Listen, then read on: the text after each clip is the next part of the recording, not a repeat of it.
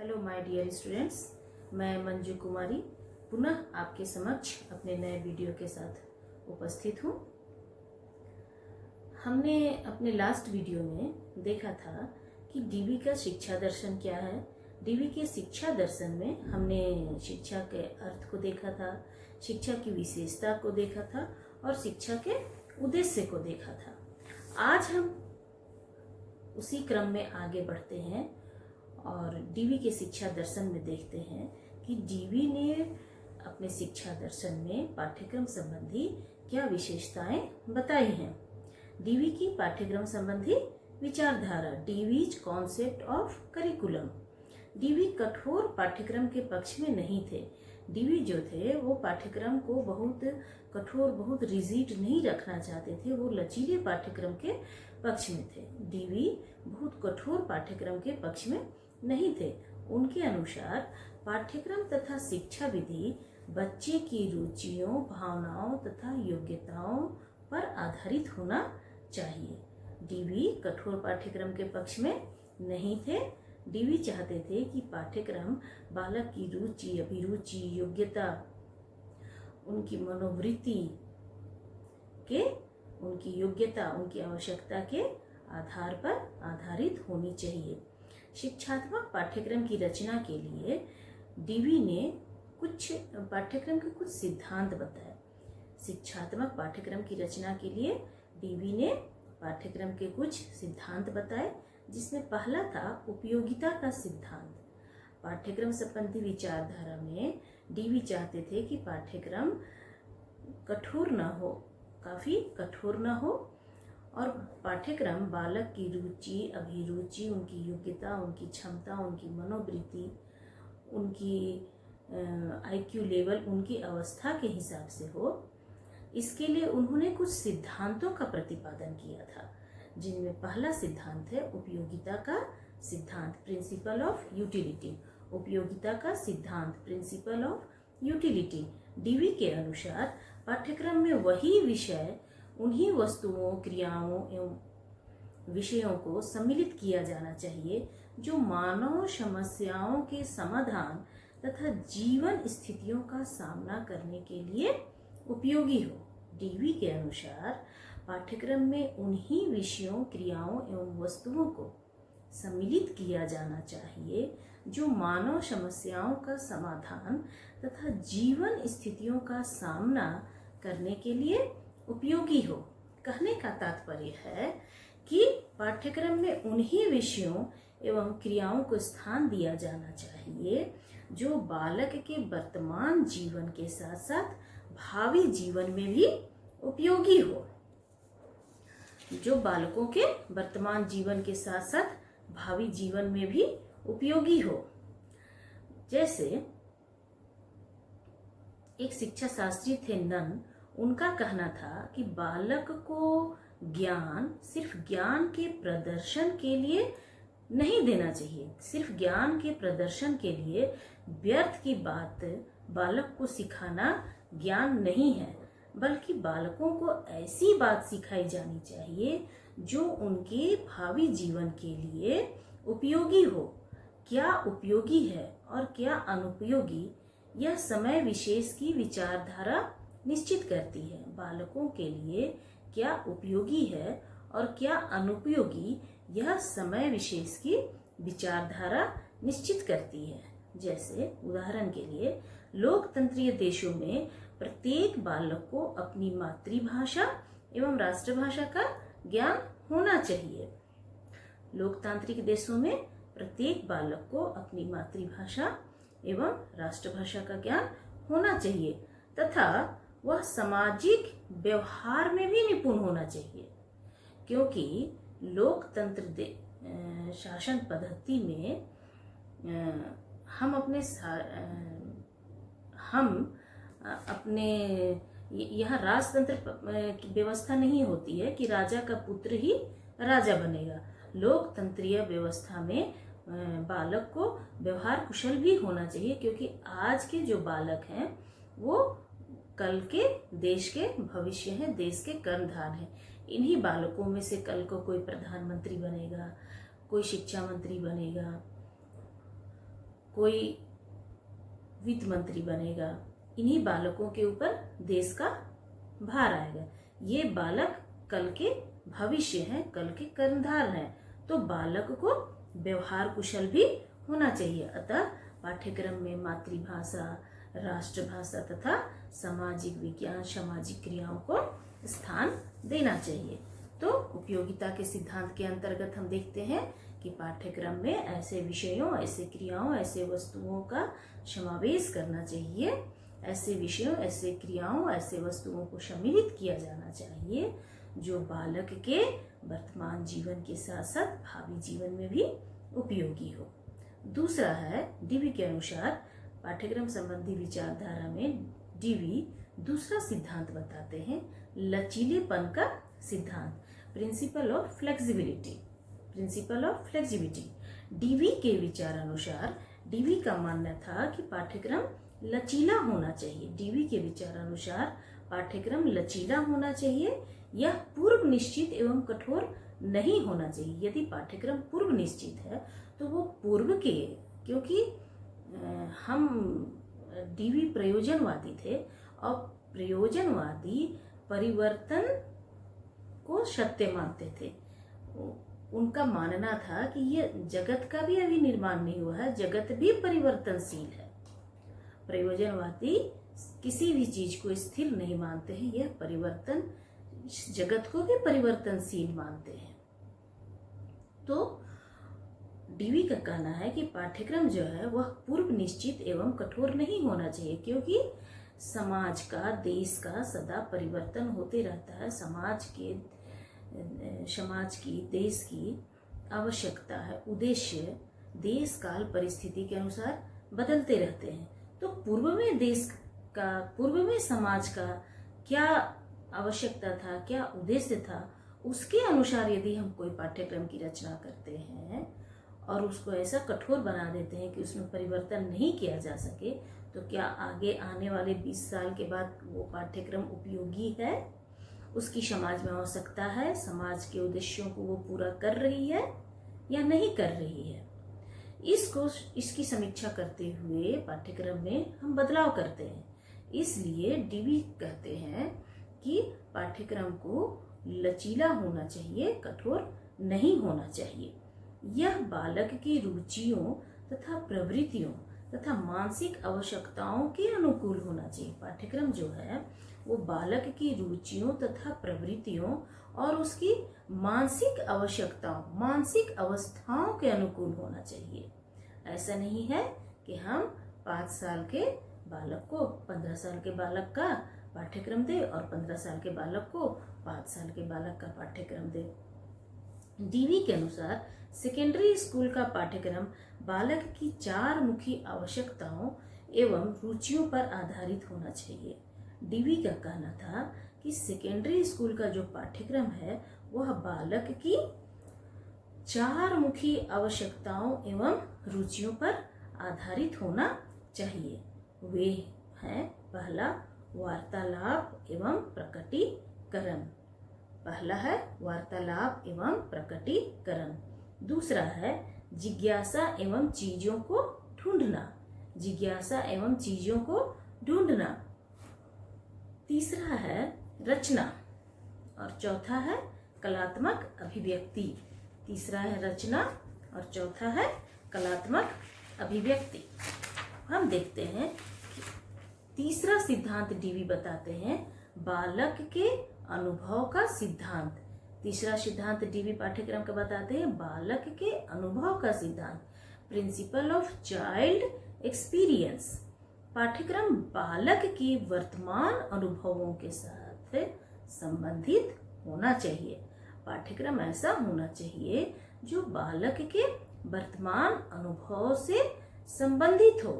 पाठ्यक्रम इस प्रकार संगठित होना चाहिए कि इससे बालक के पूर्व अनुभव समृद्ध हो तथा उसमें नवीन अनुभवों तथा विचारों की वृद्धि हो। कि इससे क्या होता है कि अनुभवों की पुनर्गठन होता है, अनुभवों का पुनर्गठन होता है। एक अनुभव से दूसरा एक अनुभव का ज्ञान हमें दूसरे अनुभव में सहायता देता है, और दूसरा अनुभव तीसरे अनुभव में। तो पाठ्यक्रम बालक के वर्तमान अनुभवों से संबंधित होना चाहिए। पाठ्यक्रम इस प्रकार संगठित होना चाहिए कि इससे बालक के पूर्व अनुभव समृद्ध हों तथा उसमें नवीन अनुभवों तथा विचारों की वृद्धि हो। नेक्स्ट डीवी ने प्रिंसिपल बताया है पाठ्यक्रम का, समुदाय एवं जीवन की केंद्रीयता का सिद्धांत। समुदाय एवं जीवन की केंद्रीयता का सिद्धांत, principle of community centredness and life centredness. Principle of community centredness and life centredness. Dewey ने समुदाय केंद्रित तथा जीवन केंद्रित पाठ्यक्रम पर बल दिया है। डीवी ने समुदाय केंद्रित तथा जीवन केंद्रित पाठ्यक्रम पर बल दिया है। उनका विश्वास था कि समाज की आवश्यकताएं शिक्षा द्वारा ही पूरी होनी चाहिए।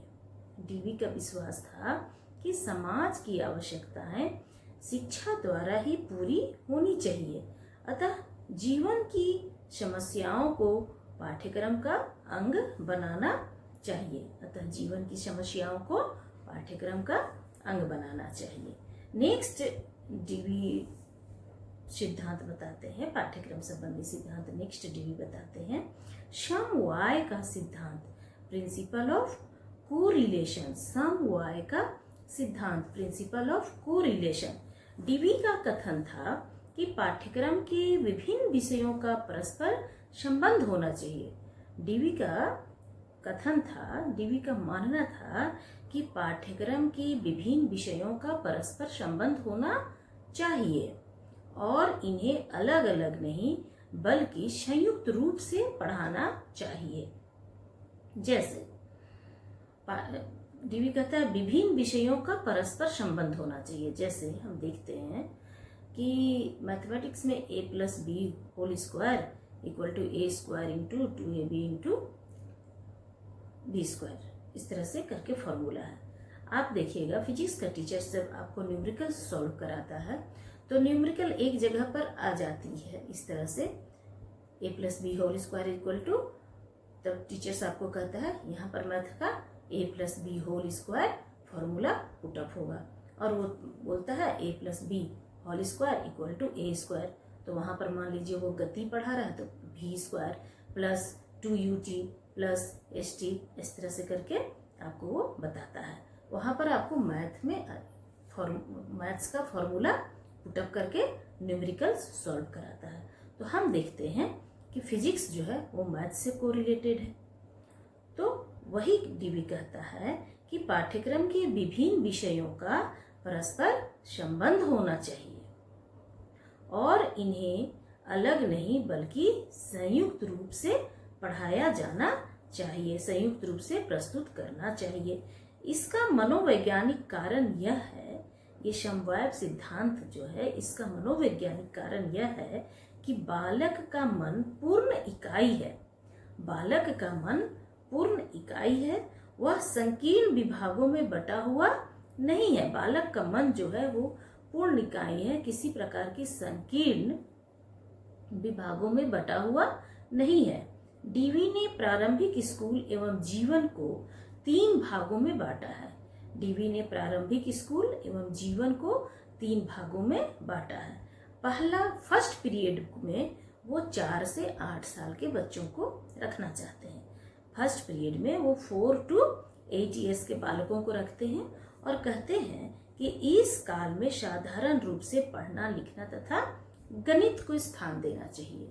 4 से 8 साल को ये फर्स्ट पीरियड कहते हैं और कहते हैं कि इस काल में साधारण रूप से पढ़ना लिखना तथा गणित का ज्ञान आना चाहिए। दूसरा पीरियड में वो 8 से 12 ईयर्स के बच्चों को रखते हैं। 8 से 12 साल के बच्चों को वो सेकेंड फेज में रखते हैं और कहते हैं कि इस काल में सामाजिक अध्ययन तथा प्रयोगात्मक विज्ञान पढ़ाए जाने चाहिए। किस काल में? 8 to 12 ईयर्स। 8 to 12 ईयर्स में बालक को सामाजिक अध्ययन तथा प्रयोगात्मक विज्ञान पढ़ाए जानी चाहिए। थर्ड पीरियड में वो रखते हैं 12 ईयर्स से ऊपर।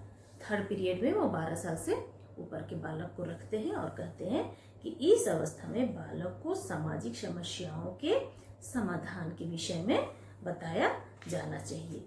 इस अवस्था में 12 वर्ष से ऊपर की अवस्था में बालक को सामाजिक समस्याओं के समाधान के विषय में बताया जाना चाहिए। अब हम देखते हैं डीवी की शिक्षण विधियाँ। पाठ्यक्रम में हमने देखा कि डीवी ने पाठ्यक्रम संबंधी कुछ सिद्धांत बताए हैं, जिसमें पहला है उपयोगिता का सिद्धांत, दूसरा है लचीलेपन का सिद्धांत, तीसरा है बालक के अनुभव का सिद्धांत, चौथा है समुदाय एवं जीवन केंद्रीयता का सिद्धांत एवं पांचवा है समन्वय सिद्धांत। अब हम देखते हैं डीवी की शिक्षण विधियाँ, teaching methods of Dewey, Dewey and methods of teaching. Dewey की शिक्षण विधियाँ, डीवी ने शिक्षण संबंधी कौन कौन सी विधियाँ बताई हैं। डीवी की रचना how we think and interest and effort in education में उनके शिक्षण विधियों के संबंध में विचार प्रकट किए गए हैं। डीवी ने अपनी कुछ रचनाएं लिखी थी। उस रचना में how we think and interest and effort in education में उनके शिक्षण विधियों से संबंधित विचार प्रकट किए गए हैं। उनके विचार अनुसार शिक्षण विधियां निम्नलिखित सिद्धांतों पर आधारित होती है। डीवी के अनुसार शिक्षण विधियां निम्नलिखित सिद्धांतों पर आधारित होती हैं। पहला है बालक की रुचि का सिद्धांत। शिक्षण विधियां जो डीवी डायरेक्ट शिक्षण विधियां को नहीं बताकर बता रहा है कि शिक्षण विधियां जो होती हैं वह निम्नलिखित सिद्धांतों पर आधारित होती हैं, जिसमें पहला है बालक की रुचि का सिद्धांत, principle of child interest, principle of child interest. Dewey के अनुसार बालक शिक्षा का केंद्र है, इसलिए उसकी रुचि एवं योग्यता को महत्वपूर्ण स्थान दिया जाना चाहिए। डीवी के अनुसार बालक शिक्षा का केंद्र है, न कि शिक्षक शिक्षा का केंद्र है। बालक शिक्षा का केंद्र है, अतः उसकी रुचि एवं योग्यता को महत्वपूर्ण स्थान दिया जाना चाहिए। इसलिए शिक्षण विधियों में बालक के रुचि एवं योग्यता को महत्वपूर्ण स्थान दिया जाना चाहिए। क्यों? क्योंकि बालक शिक्षा का केंद्र है। नवीन विषय के प्रति बालक की रुचि उत्पन्न करनी चाहिए। बालकों को नवीन विषय के प्रति रुचि उत्पन्न करनी चाहिए। इसमें साधनों को आत्म-अभिव्यक्ति की ओर निर्देशित करना चाहिए। इसमें साधनों को आत्म-अभिव्यक्ति की ओर निर्देशित करना चाहिए। दूसरा, क्रिया द्वारा सीखने का सिद्धांत।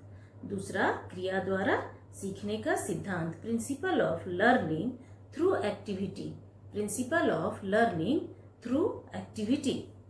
डीवी के विचार अनुसार उद्देश्यपूर्ण क्रिया तथा वास्तविक जीवन के अनुभवों द्वारा ही सीखा जा सकता है। डीवी का मानना था कि उद्देश्यपूर्ण क्रिया तथा वास्तविक जीवन के अनुभवों द्वारा ही सीखा जा सकता है। प्रत्येक बालक को उद्देश्यपूर्ण क्रिया में भाग लेना चाहिए। प्रत्येक बालक को उद्देश्यपूर्ण क्रिया में भाग लेना चाहिए और जीवन के अनुभव को प्राप्त करना चाहिए। उद्देश्यपूर्ण क्रिया में भाग लेना चाहिए और जीवन के अनुभव को प्राप्त करना चाहिए। इस दृष्टिकोण से स्कूल एक गतिशील सजीव समाज में परिणत हो जाएगा। इस दृष्टिकोण से स्कूल एक गतिशील सजीव समाज में परिणत हो जाएगा, जहां प्रत्येक व्यक्ति के सहयोग का स्वागत करना चाहिए। जहां प्रत्येक व्यक्ति के सहयोग का स्वागत करना चाहिए। थर्ड टीचिंग मेथड है डीवी द्वारा बताए गए शिक्षण विधियों में। तीसरा है आत्म शिक्षा खेल विधि तथा रचनात्मक आत्मा अभिव्यक्ति। आत्म शिक्षा खेल विधि तथा रचनात्मक आत्मा अभिव्यक्ति पर बल। Emphasis on self education, play, way and creative self expression. emphasis of self-education, play, way and creative self-expression. Dewey ने आत्म शिक्षा, खेल विधि तथा रचनात्मक आत्माभिव्यक्ति पर बहुत बल दिया है। डीवी ने आत्म शिक्षा, खेल विधि तथा रचनात्मक आत्माभिव्यक्ति पर बहुत बल दिया है। डीवी का ऐसा मानना था कि प्रत्येक व्यक्ति अपने ही तरीके से सीखता है। डीवी का मानना था कि प्रत्येक व्यक्ति अपने ही तरीके से सीखता है और उन्होंने अपनी शिक्षण विधियों में आत्म शिक्षा पर बल दिया। उन्होंने अपनी शिक्षण विधियों में आत्म शिक्षण पर विशेष बल दिया। चौथा है, नेक्स्ट पॉइंट है, डीवी के अनुसार बताई गई शिक्षण विधियों में नेक्स्ट पॉइंट है स्वायत्त शासन तथा आत्म अनुशासन पर बल। स्वायत्त शासन तथा आत्म अनुशासन पर बल। emphasis on self government and self discipline. emphasis of self government and self discipline. Dewey ने स्वायत्त शासन तथा आत्म अनुशासन पर बल दिया है। डीवी ने स्वायत्त शासन और सेल्फ अनुशासन पर बल दिया है। उनका कहना था कि बच्चे पर बाहर से अनुशासन नहीं थोपा जाना चाहिए। डीवी का कहना था कि बालक पर बाहर से अनुशासन नहीं थोपा जाना चाहिए, बल्कि उसे अपने भीतर से इसकी आवश्यकता अनुभव होनी चाहिए। बालक को कोई भी अनुशासन बाहर से नहीं थोपा जाना चाहिए, बल्कि बालक अपने भीतर से इसकी आवश्यकता अनुभव करे। बालक को अपने भीतर से इसकी आवश्यकता अनुभव होनी चाहिए। मान लीजिए हम बालक के पीछे पड़े हैं, खा लो खा लो, बालक को भूख नहीं है तो उसको हम जबरदस्ती ठूस रहे हैं कि नहीं तुम खा लो। यदि हम छोड़ देते हैं तो बालक को भूख लगेगा तो वो भोजन की आवश्यकता महसूस करेगा, तो हमें किसी प्रकार की जोर जबरदस्ती की आवश्यकता नहीं पड़ेगी और बालक स्वतः ही भोजन मांगेगा और खाएगा। तो वही डीवी का कहना है कि अनुशासन बाहर से बालक पर नहीं थोपा जाना चाहिए, बल्कि उसे अपने भीतर से इसकी आवश्यकता महसूस करनी चाहिए। बालक को अपने भीतर से इसकी आवश्यकता महसूस करनी चाहिए। उन्होंने अनुशासन से व्यक्तिगत पक्ष पर नहीं बल्कि सामाजिक पक्ष पर बल दिया। उन्होंने अनुशासन से बालक के व्यक्तिगत पक्ष पर नहीं बल्कि सामाजिक पक्ष पर बल दिया। नेक्स्ट हम देखते हैं प्रोजेक्ट एवं समस्या विधि। Project and problem method. Project and problem method. Project एवं समस्या विधि। यह विधि बालकों की आवश्यकताओं तथा रुचियों और आत्म क्रिया पर आधारित है। यह विधि जो है प्रोजेक्ट एवं समस्या विधि, यह विधि बालकों की आवश्यकताओं तथा रुचियों और आत्म क्रिया पर आधारित है। प्रोजेक्ट विधि में सीखने की प्रक्रिया के सभी सिद्धांत निहित हैं।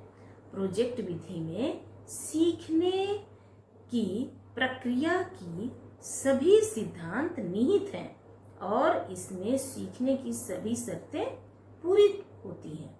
प्रोजेक्ट विधि जो है इसमें सीखने की क्रिया के सभी सिद्धांत निहित हैं और इसमें सीखने की सभी बातें पूरी होती हैं। बालकों के वास्तविक जीवन से ही इस क्रिया को चुना जाता है। बालकों के वास्तविक जीवन से ही इस क्रिया को चुना जाता है। बालकों को खेलने तथा काम करने के अवसर प्रदान किए जाने चाहिए। बालकों को खेलने तथा काम करने के अवसर प्रदान किए जाने चाहिए। तो प्रोजेक्ट एवं समस्या विधि में हम क्या देखते हैं कि यह विधि बालकों की आवश्यकताओं तथा रुचियों और आत्मक्रिया पर आधारित है। यह विधि जो है वह बालक की आवश्यकताओं, रुचियों और आत्मक्रिया पर आधारित है। प्रोजेक्ट विधि में सीखने की प्रक्रिया के सभी सिद्धांत निहित होते हैं और इसमें सीखने की सभी शर्तें पूरी होती हैं। इस विधि में सीखने की सभी शर्तें पूरी होती हैं। बालकों को वास्तविक जीवन से ही इस क्रिया को चुना जाता है।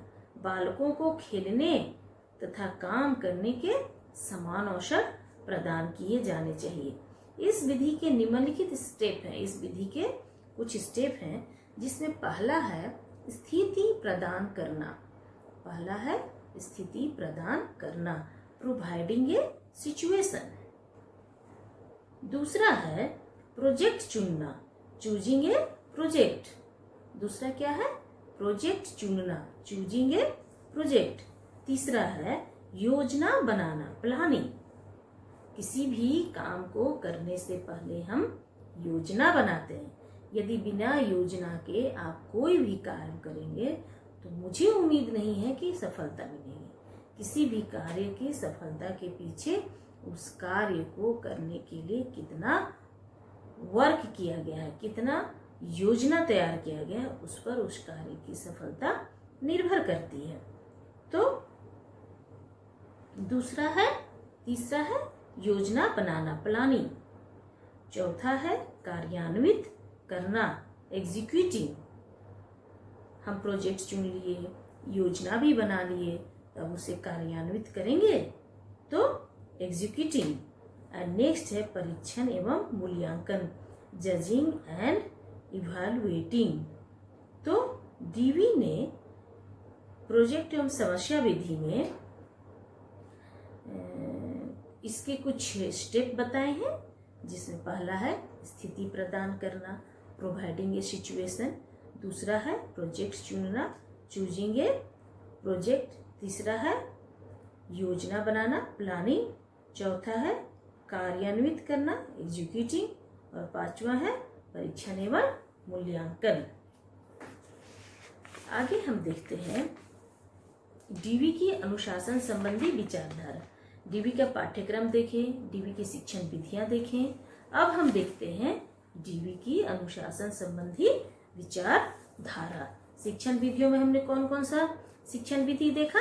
बालक के रुचि का सिद्धांत, क्रिया द्वारा सीखने का सिद्धांत, आत्म शिक्षा, खेल विधि तथा रचनात्मक आत्म अभिव्यक्ति को देखा। स्वायत्त शासन तथा आत्म अनुशासन पर डीवी ने बल दिया। स्वायत्त शासन तथा आत्म अनुशासन पर डीवी ने बल दिया। और लास्ट डीवी ने शिक्षण विधि बताया प्रोजेक्ट एवं समस्या विधि। इसके अंतर्गत उन्होंने कुछ स्टेप बताए हैं, जिसमें पहला है स्थिति प्रदान करना, दूसरा है प्रोजेक्ट चुनना, तीसरा है योजना बनाना, चौथा है उस योजना को कार्यान्वित करना, और पांचवा है परीक्षण एवं मूल्यांकन। अब हम देखते हैं डीवी के अनुशासन संबंधी धारणा। डीवी की अनुशासन संबंधी धारणा, डीवीज कॉन्सेप्ट ऑफ डिसिप्लिन, जिसमें पहला है सामाजिक अनुशासन, सोशल डिसिप्लिन। डीवी के अनुशासन संबंधी विचारधारा में पहला है सोशल डिसिप्लिन, सामाजिक अनुशासन। डीवी के अनुशासन संबंधी विचारधारा में हम फर्स्ट देखते हैं, उन्होंने जो विचारधारा बताया है उसमें पहला है सामाजिक अनुशासन, सोशल डिसिप्लिन। डीवी ने सामाजिक अनुशासन पर बल दिया है। डीवी ने बालक के सामाजिक अनुशासन पर बल दिया है। डीवी के विचार अनुसार बालकों की योग्यताओं का उचित विकास केवल समाज में ही हो सकता है। डीवी के अनुसार बालक की योग्यताओं का उचित विकास केवल समाज में ही हो सकता है। ऐसा क्यों? जब हम प्रयोजनवाद आपको समझा रहे थे तो प्रयोजनवाद के सिद्धांत में हमने बताया था कि मनुष्य और समाज का संबंध, मनुष्य का अकेले विकास नहीं हो सकता है। मनुष्य समाज में ही रहकर अपना विकास करता है। समाज में सामाजिक क्रियाओं के द्वारा भी उसे ज्ञान की प्राप्ति होती है, क्योंकि मनुष्य एक सामाजिक प्राणी है। Man is a social animal, तो वही डीवी कहते हैं कि डीवी कहते हैं कि बालकों की योग्यताओं का उचित विकास केवल समाज में ही हो सकता है। बालकों की योग्यताओं का उचित विकास केवल समाज में ही हो सकता है। सामाजिक जीवन में सहयोग से अनुशासन उत्पन्न होता है। सामाजिक जीवन में सहयोग से अनुशासन उत्पन्न होता है। स्वाभाविक सामाजिक जीवन में सहयोग द्वारा बहुत सारी बातों को सीखते हैं।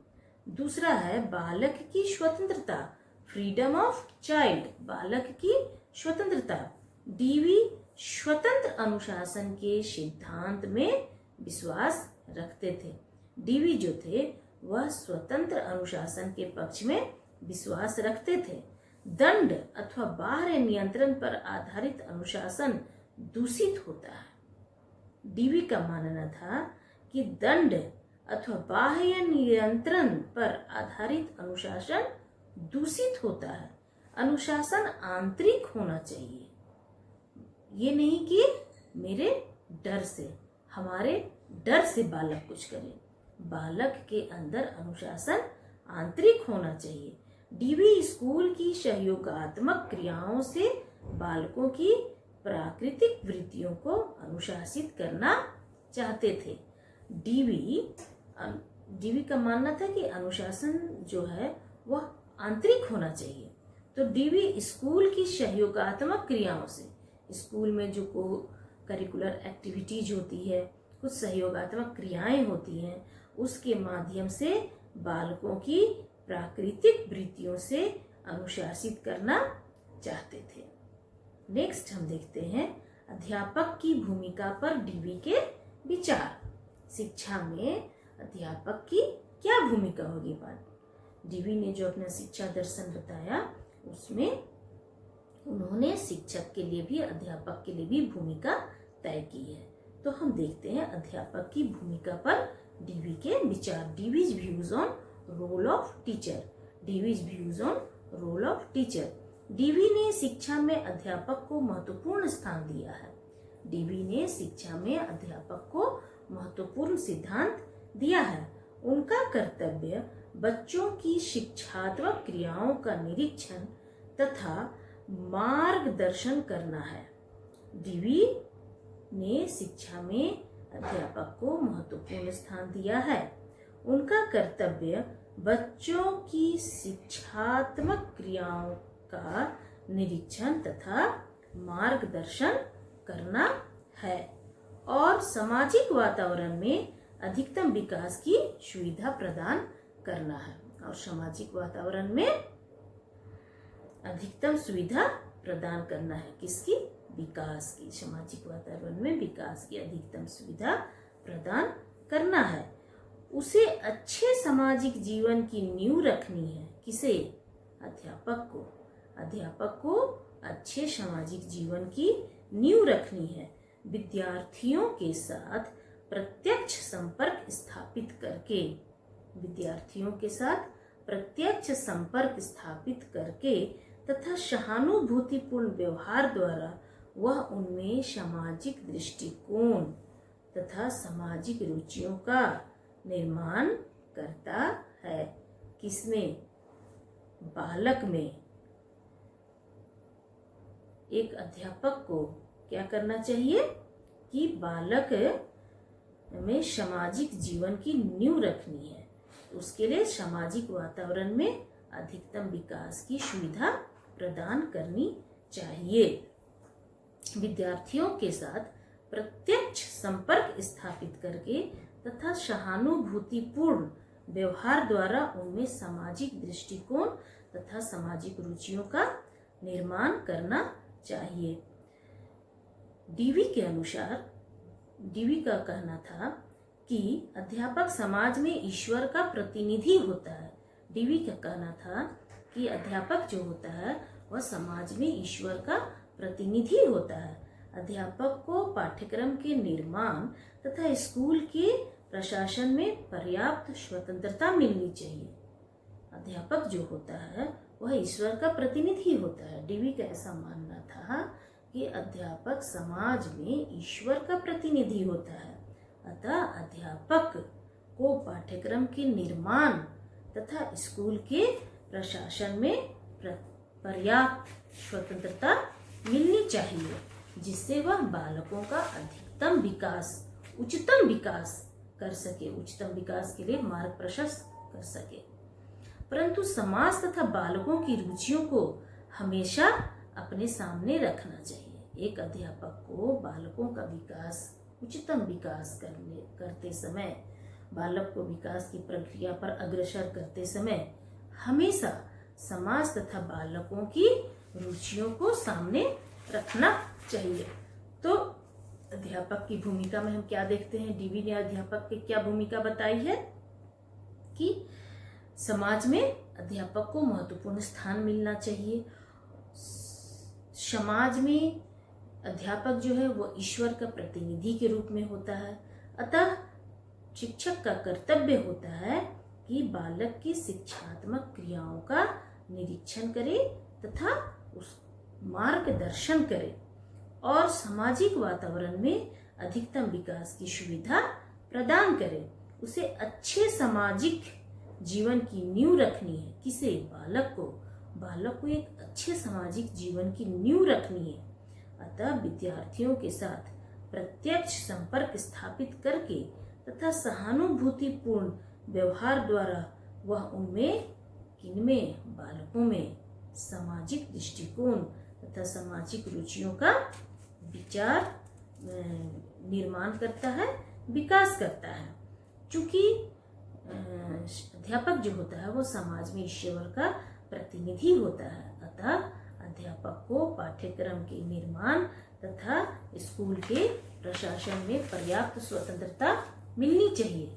साथ ही साथ अध्यापक को बालकों का विकास, अधिकतम विकास करते समय, विकास का मार्ग प्रशस्त करते समय समाज तथा बालकों की रुचियों को हमेशा अपने सामने रखना चाहिए।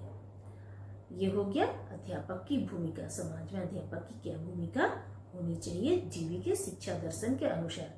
अब हम देखते हैं आदर्श स्कूल पर डीवी के क्या विचार थे। एक आइडियल स्कूल पर डीवी के क्या विचार थे। आदर्श स्कूल पर डीवी के विचार, Dewey's views on an ideal school. Dewey के अनुसार आदर्श स्कूल वह है जहां बालक अपने अनुभवों द्वारा सीखता है। डीवी के अनुसार आदर्श स्कूल वह है जहां बालक अपने अनुभवों द्वारा सीखता है। यह एक सामाजिक संस्था है जिसमें समाज प्रतिबिंबित होता है। यह एक सामाजिक संस्था है। यह कौन? स्कूल। स्कूल एक सामाजिक संस्था है जिसमें समाज प्रतिबिंबित होता है।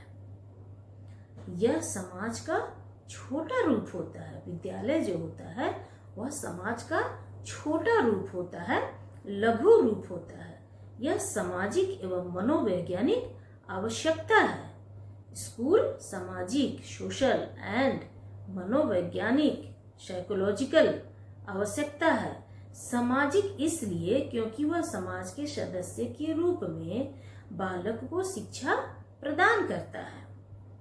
शिक्षा के अर्थ में भी हमने बताया था कि शिक्षा को उन्होंने दो पक्ष बताए हैं, मनोवैज्ञानिक पक्ष और समाजशास्त्रीय पक्ष। समाजशास्त्रीय पक्ष इसलिए बताया कि मनुष्य जो है वो सामाजिक प्राणी है, समाज में ही रहकर उसका विकास होता है। तो यही वो कहते हैं कि यह सामाजिक एवं मनोवैज्ञानिक आवश्यकता है। यह सामाजिक एवं मनोवैज्ञानिक आवश्यकता है। सामाजिक इसलिए क्योंकि वह समाज के सदस्य के रूप में बालक को शिक्षा प्रदान करता है। वह बालक को शिक्षा प्रदान करता है। विद्यालय जो है वह सामाजिक और मनोवैज्ञानिक दोनों आवश्यकता है। विद्यालय हमारे लिए सामाजिक आवश्यकता तो है ही, साथ ही साथ मनोवैज्ञानिक आवश्यकता है।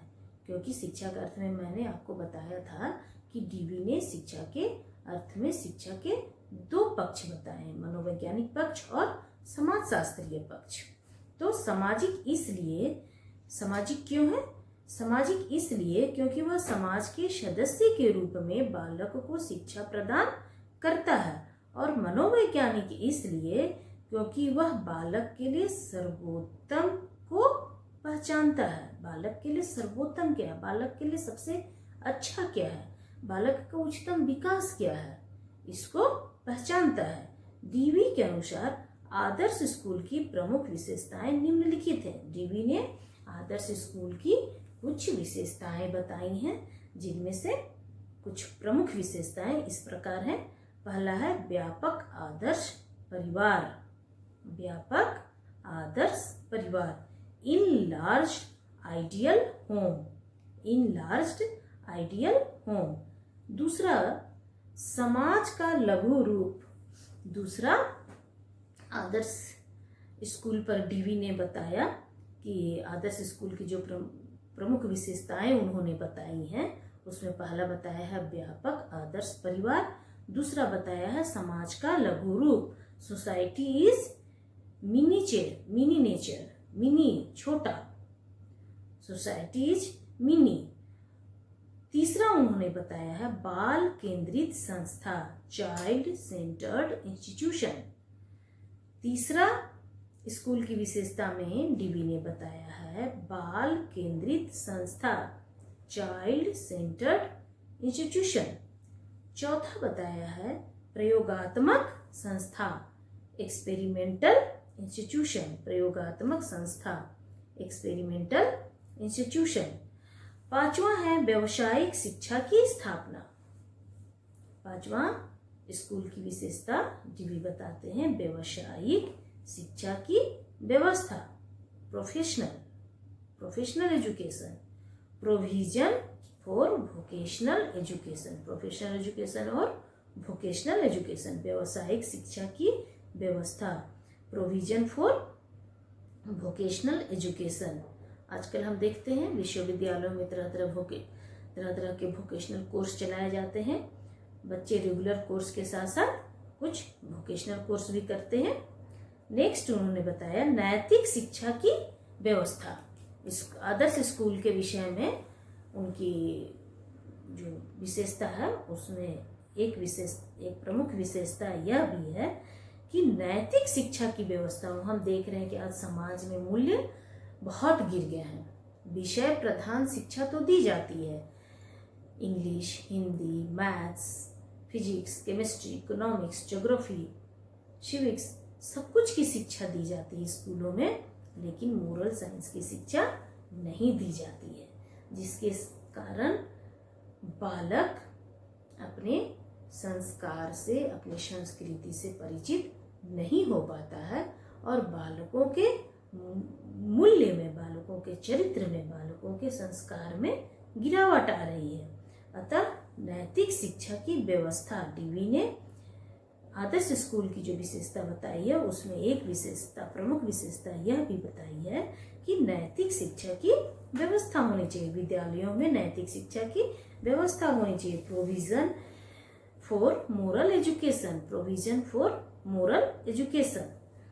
फिर उन्होंने नेक्स्ट विशेषता बताई है करके सीखने का सिद्धांत, करने द्वारा सीखने की व्यवस्था या करके सीखने का सिद्धांत। Provision for learning by doing, provision for learning by doing. Next उन्होंने बताया है स्वतंत्र एवं स्वीकारात्मक अनुशासन की व्यवस्था, स्वतंत्र एवं स्वीकारात्मक अनुशासन की व्यवस्था। Provision for free and positive discipline, provision for free and positive discipline. Next उन्होंने बताया अध्यापक ईश्वर का प्रतिनिधि। अध्यापक जो होता है, शिक्षक जो होता है, वह इस समाज में ईश्वर का प्रतिनिधि होता है। डीवी ने शिक्षक को बहुत ही ऊंचा स्थान दिया और शिक्षक को ईश्वर का प्रतिनिधि माना। Teacher as a representative of God, teacher as a representative of God. अब हम देखते हैं कि डीवी का आधुनिक शिक्षा पर क्या प्रभाव पड़ा। डीवी का दर्शन, डीवी का जीवनी देखा, डीवी का हमने दर्शन देखा, फिलॉसफी ऑफ डीवीज देखा, डीवी का हमने शिक्षा दर्शन देखा। सब कुछ देखने के बाद आधुनिक शिक्षा पर डीवी का क्या प्रभाव पड़ा। अब हम मूल्यांकन करते हैं कि आधुनिक शिक्षा पर डीवी का क्या प्रभाव पड़ा। Dewey's influence on modern education, Dewey influence of modern education. John Dewey का स्थान संसार के अग्रगण्य मतलब अग्रगण्य शिक्षकों में है। डीवी एक महान शिक्षा शास्त्री भी थे, दर्शन शास्त्री तो थे ही, वो महान शिक्षा शास्त्री भी थे।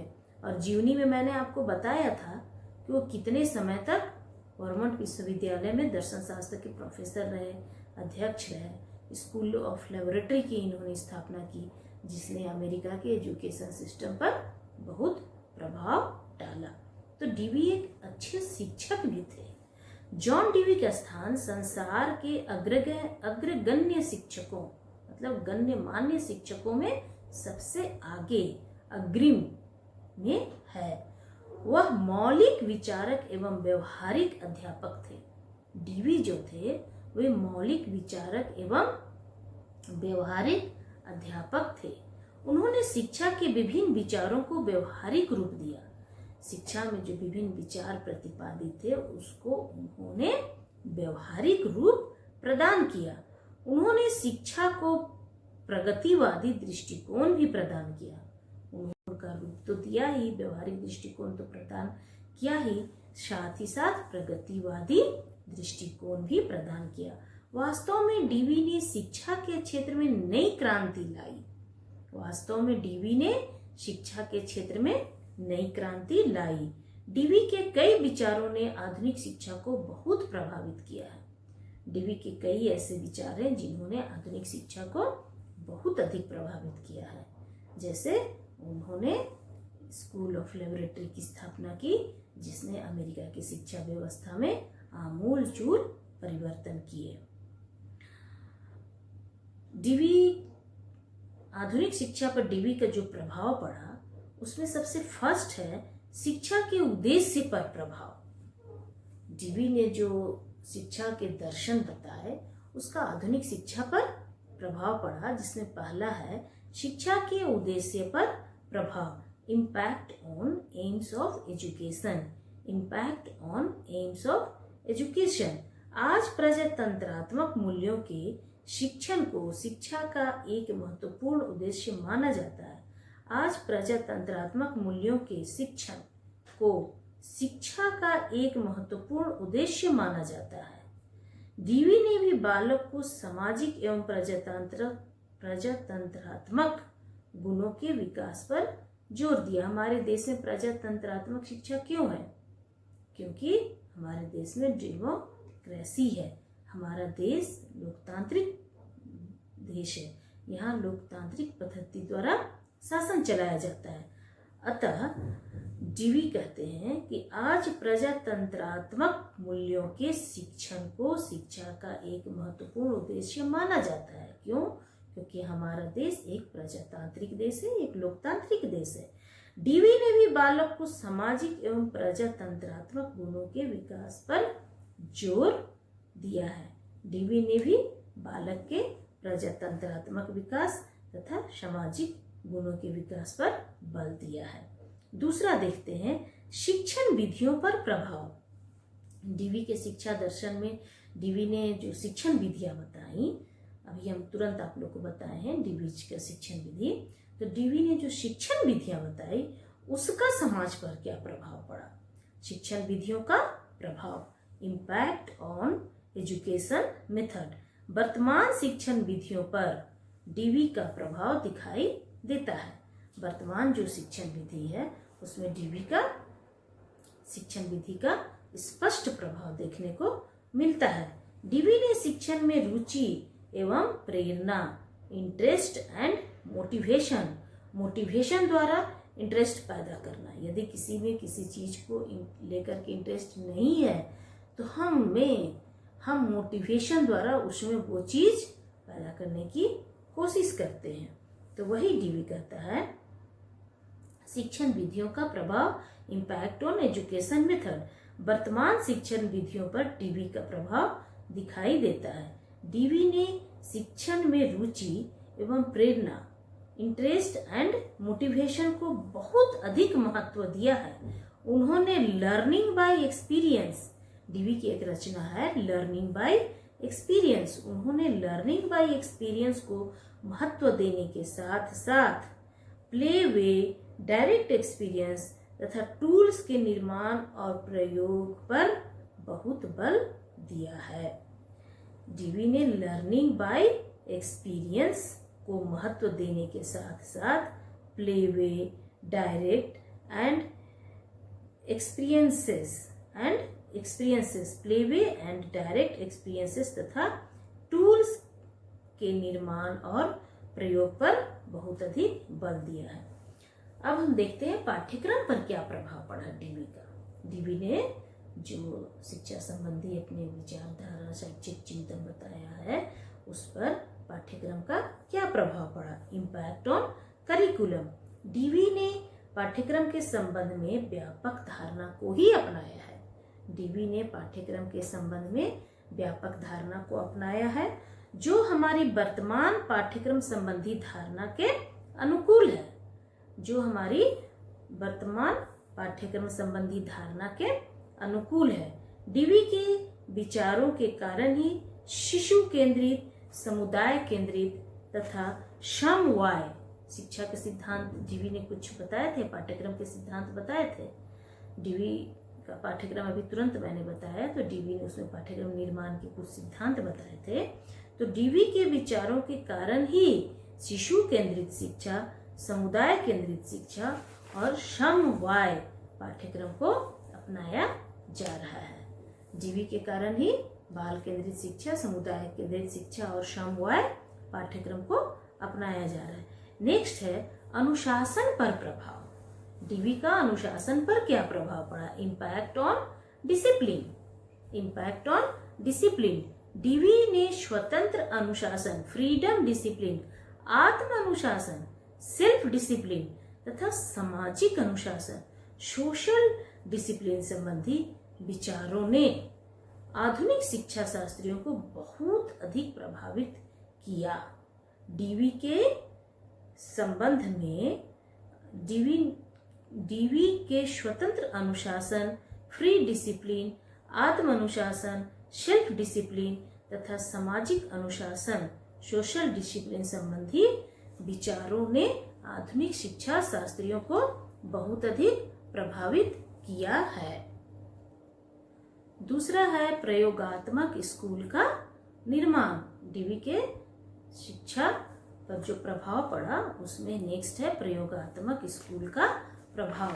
डीवी का आधुनिक शिक्षा पर जो प्रभाव पड़ा उसमें नेक्स्ट है प्रयोगात्मक स्कूल का निर्माण, creation of experimental schools. Dewey के ही कारण आज समाज में प्रयोगात्मक स्कूल की स्थापना हुई है। डीवी ने एक प्रयोगात्मक स्कूल की स्थापना की थी। आजकल हमारे देश में शिक्षा के विभिन्न सिद्धांतों के प्रयोग के लिए कई एक्सपेरिमेंटल एवं रिसर्च सेंटर की स्थापना हुई है। शिक्षा के सुधार के लिए अनुसंधान को अत्यंत महत्वपूर्ण स्थान दिया जा रहा है। आज शिक्षा के क्षेत्र में एक से एक अनुसंधान हो रहे हैं, यह डीवी की ही देन है। नेक्स्ट है स्कूल और समाज में निकटतम संबंध या संपर्क। स्कूल और समाज में निकटतम संबंध या संपर्क, close contact between school and society.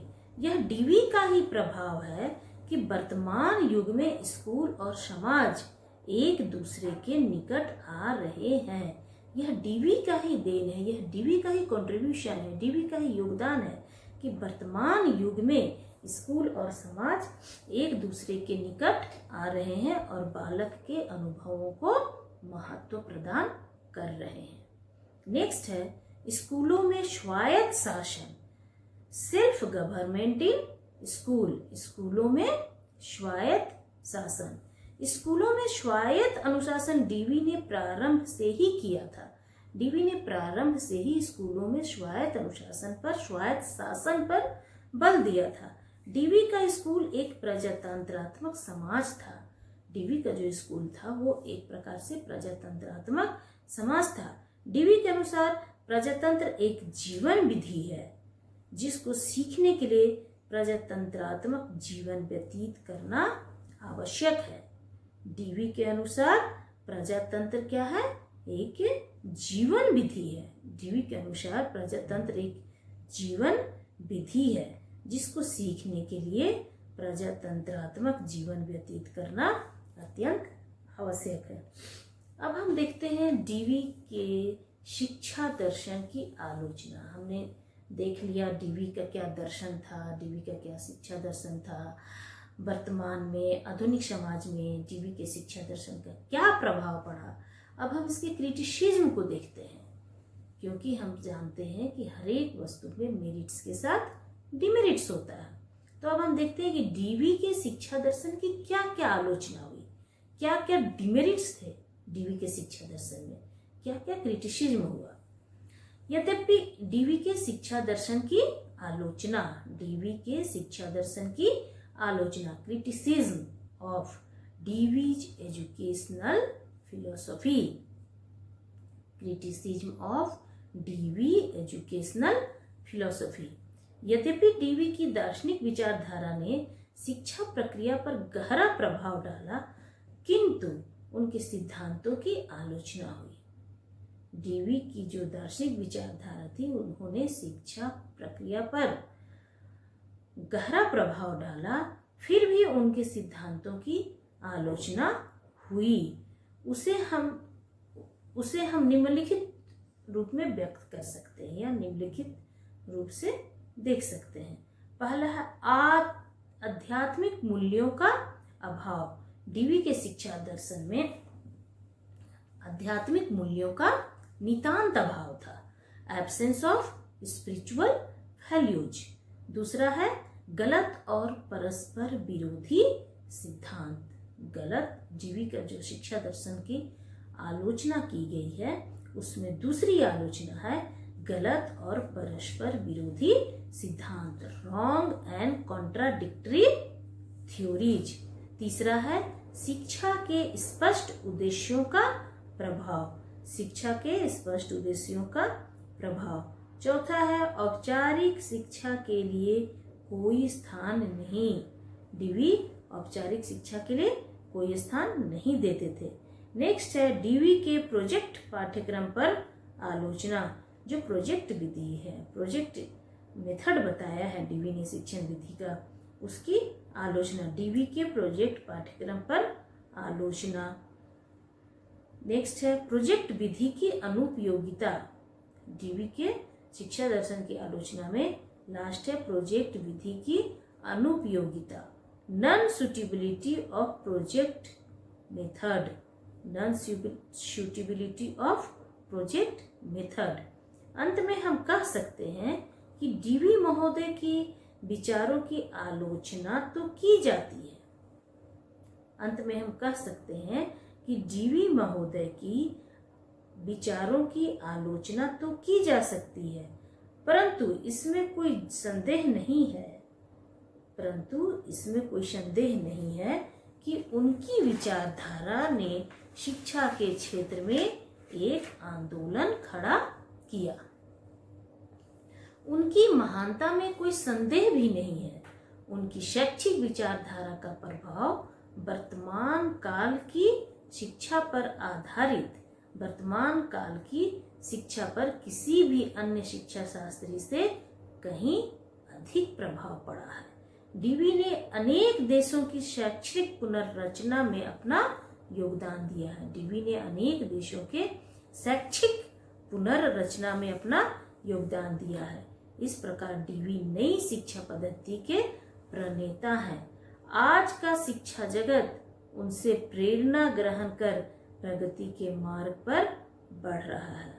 तो निष्कर्ष रूप में हम देखते हैं कि डीवी एक महान शिक्षा शास्त्री हैं, महान दार्शनिक थे, महान शिक्षा शास्त्री थे। डीवी एक महान शिक्षा शास्त्री थे, महान दार्शनिक थे वह प्रयोगवादी थे। उन्होंने शिक्षा को व्यवहारिक एवं प्रगतिवादी दृष्टिकोण प्रदान किया। डीवी ने शिक्षा को व्यवहारिक एवं प्रगतिवादी दृष्टिकोण प्रदान किया। शिक्षा को विकास की सतत प्रक्रिया इन्होंने माना। उन्होंने शिक्षा को व्यवहारिक एवं प्रगतिवादी दृष्टिकोण प्रदान किया है। उन्होंने शिक्षा क्षेत्र में नई क्रांति पैदा की है।